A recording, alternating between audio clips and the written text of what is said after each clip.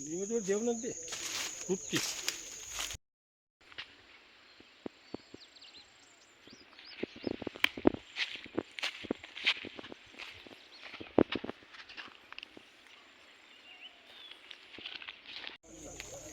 हा okay Suryavansh okay हा कालचा हा हा घरी घेऊन येतो ना. बऱ्या गेला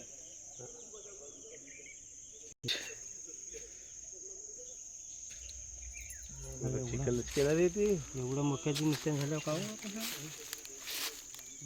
एक तरी 50,000 फारच पडायचं मी त्या दिवशी म्हणलं का नाही तो बरी काढलात बाबू मग म्हणते तुम्ही व्याज घेता तर असा करता तुमच्या तू प्रश्नल आहे ना.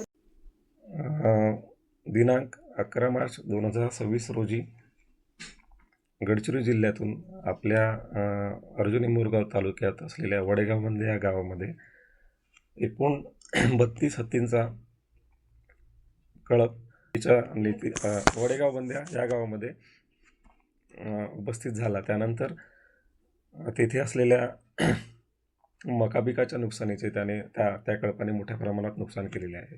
एकूण हत्ती 32 आहेत. त्यामध्ये वनविभागामार्फत आणि वनपरिक्षेत्र गोठणगाव मार्फत हत्तींवरती लक्ष ठेवण्याकरिता विशेष गस्ती पथकाचे आयोजन केलेले आहे. त्यामध्ये दिवसपाळीमध्ये तसेच रात्रपाळीमध्ये विशेष गस्तीची वाढ केलेली आहे. त्यानंतर